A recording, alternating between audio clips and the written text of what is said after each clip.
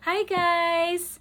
For today's vlog, gagawa tayo ng shopping haul kasi nakapag-mall kami kahapon ni Papi Will.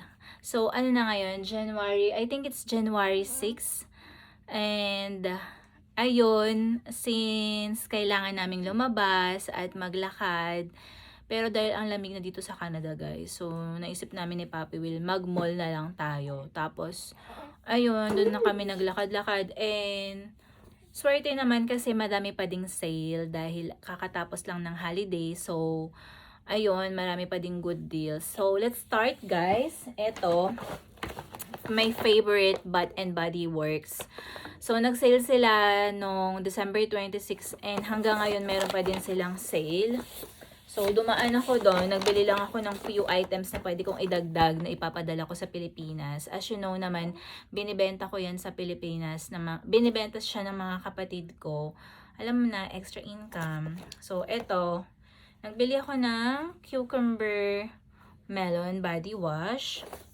Tapos, sinamahan ko na din ng lotion. And, ayan, meron tayo nito, yung mist. Tapos, meron tayong Amongst the Cloud. Mabango yan mga yan, guys. Tapos, Strawberry Snowflakes. Ito, Fall in Bloom. Mabango din daw to. Actually, lahat naman ng binibili kong scent, mababango. Kasi, para talagang, alam mo yon, hindi ka na mahihirapan. Whatever na yung i-choose mo, kung hindi ka familiar, hindi ka madidisappoint. Ito, si Fairy Tail. Lagay natin siya dito para makita. Meron tayong snowflakes cashmere. Mabango din daw to guys. Actually mabango siya. Mabenta din siya. Ayan. Tapos meron tayong fresh vanilla blossom. Para siyang yung yung vanilla din, vanilla lace ng Victoria's Secrets. Mabango siya. And then, meron pa tayo ditong lotion din in the stars. And, eto, this is for me. Lavender plus vanilla shea sugar body scrub. Kasi mahilig talaga ako sa mga body scrub. Pantanggal ng libag ba? Char. Ayan. So, that's it for our Bath and Body Works. Next, eto guys. So, dumaan din kami sa Lavina Rose. Nakasale pa din sila. So, ayan. Bumili ako ng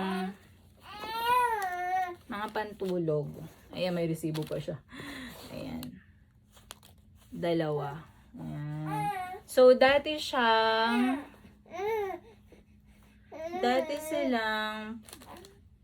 parang $44. Tapos ngayon, $19.99 na lang. O, diba? Good deal na yun. So, yan. Tapos, meron tayo dito. Ito, from Joe Fresh. Ito para to kay Ria kasi, baby, ang ingay. Ito ka. Ayan.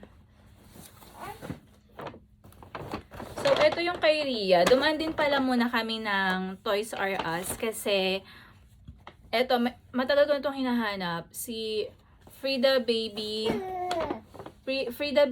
knows Frida is not soccer. Kasi, since winter na ngayon, guys, madaming mga bata nagkakasipon. And si Ria, hindi pa naman siya yung grabe ng sipon. Pero, at least, in the future, meron na kami sa bahay, 'di ba? Pantanggal siya ng sipon, panghigop siya ng sipon. Ayan siya.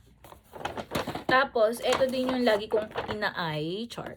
Ito yung lagi ko ding hinahanap na laging wala, lagi talaga siyang out of stock. Kasi, sobrang useful nito sa mga bata dahil ang hirap tanggalan ng kulangot yung mga babies, 'di ba? Mga mamshi. So, ito, hinahanap ko talaga to palagi and buti na lang meron na silang stock dun sa Toys R Us. Ayan siya. Frida Baby 3-in-1 nose, nail and ear picker. Kasi 'di ba ang hirap din ng mga baby na lagi silang may dumi sa kuko. Hindi ko alam kung saan nanggagaling yun. Siguro kakascratch nila sa balat nila or sa akin din. So, parang naiipon yung dirt sa nails and ang hirap tanggalin. So, eto. Yan. And then, eto na. So, bumili kami ng mga damit ni Ria dahil for 6 to 9 months or yung iba meron din 3 to 6 months kasi naka-sale, ang cute.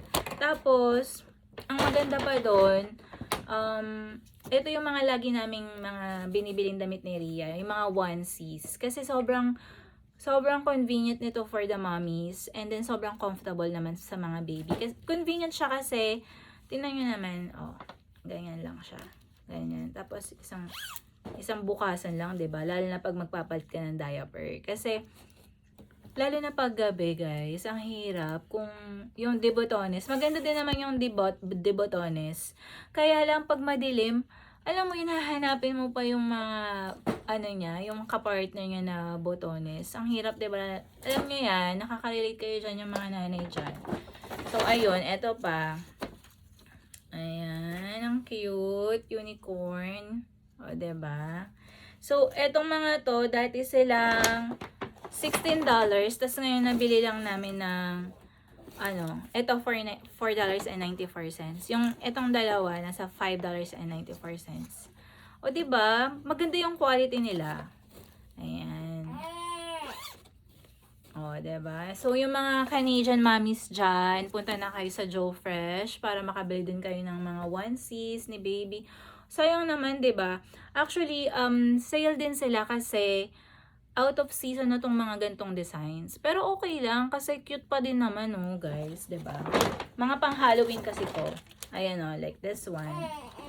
Ayan, si Pumpkin, 'di ba? Ang cute, sobrang lambot, guys. Ang cute. Tapos, may nakita din akong onesies na for Christmas. Ayan. Binili ko na si Ria kasi next year, sayang naman, 12 to 18 months, 'di ba? So, pwede pa to kay Ria sa next Christmas. And $7.94 lang siya. Dati siyang $16. O, 'di ba? Ang cute. And then, nakadaan din kami sa Miniso. So, hanapan ko si Ria ng ganito. Yung mga maliliit na clips, maliliit na ipit. I'm so excited na ayusan na si baby. Kasi 'di ba nakita niyo naman ang haba ng hair niya. So, sobrang excited na akong ayusan siya. Ayan, binalan ko na siya ng ganito. Pero for now, hindi ko pa ito pwedeng gamitin. Hindi pa siya pwede. Tapos, for me naman, ito yung nakita ko. Beauty Blender by Barbie. Madami silang items doon na sobrang cute sa mini. So, parang gusto mo lahat bilhin. Parang ganun. Pero hindi naman pwede, 'di ba? So, eto, ayan, yung sa akin. Beauty Blender. Okay. Ang next naman, ayan. Ang next naman ay eto. This is for Puppy Will. So, nabili namin siya ng mga damit niya sa JD. Kasi naka-sale din sila. Si Puppy Will, mahilig siyang yung mga color lang na black, white, gray. Tapos, hindi siya masyado mahilig sa mga prints. Pero ito, may mga konting prints lang, mga minimal lang na prints. Ayan. So, sabi niya, gusto daw niya ng mga t-shirt. So, ayan, nakabili siya ng mga t-shirt niya. Ayan, Toronto Raptors basketball. So, dati siyang $55, $18 na lang niya nabili. Ayan, nakabili din siya ng Nike na t-shirt. Ganun din, parang, eto din, $45, tapos parang $18 na lang din. Parang ganun lang yung mga range ng mga sale. Which is not bad, diba? Oh. Ganyan lang, kay Puppy Will. Eto. Eto naman, nabili niya to sa, nabili niya to sa Joe Fresh. $10 lang to. Dati siyang $25. Yan kay Puppy Will. Hindi kasi din kami nag-shopping, guys, nung magpapasko and mag-New Year na for ourselves. Kasi parang lahat ng binili namin mga gifts. So, ngayon pa lang kami nagbili ng for us. And then, ito na yung last. Ayan.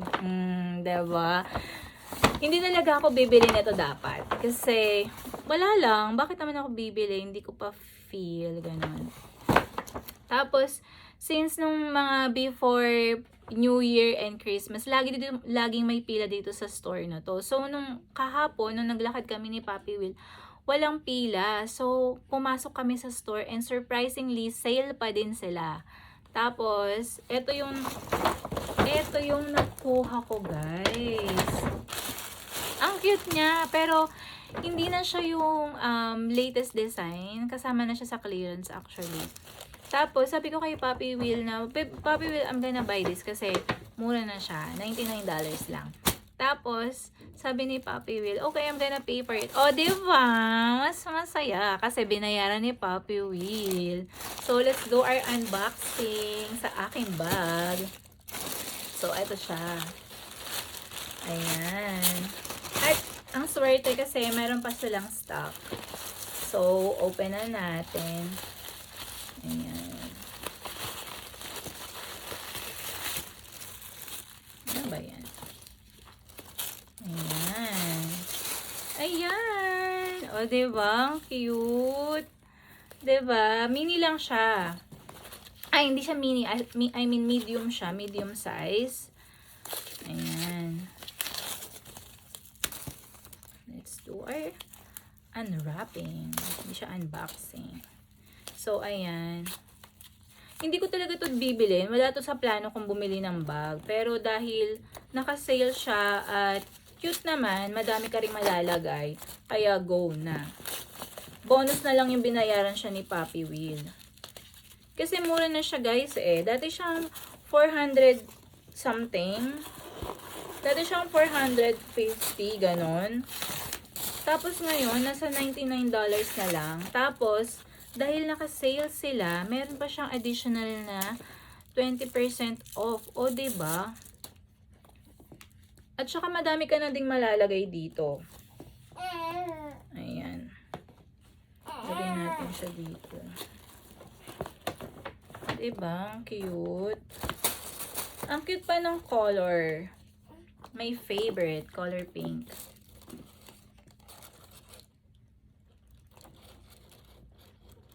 Ayan. Mahirap siya. O, diba? Ang cute. Tapos, tanggalin natin yan. Ang dami niyang mga pa-eme sa loob. Ayan. Dami niyang stuffing. So, yan. Ayan. So, ayan siya, guys. O, diba? Meron siyang ganyan, compartment na meron pa siyang dalawang dito, space dito. Tapos, meron pa siyang zipper. So, dyan may lalagay yung mga like yung passport mo or yung wallet mo. O, tapos ito, meron pa siyang mga babasahin. Bongga, diba? Ayan. So, happy naman sa purchase na to. Ang ganda. Ang gusto ko talagang bag na to, yung maliit lang, yung mini, yung ganito. Kaso hindi kasya yung cellphone ko. So, nung nakita ko to, oh, okay na, go na, 'di ba? Oh, hindi na masama. So, ayan. Gift ni Papi Will, ang saya-saya, 'di ba? So, yun lang, guys. Thank you for watching and see you on my next vlog. Bye!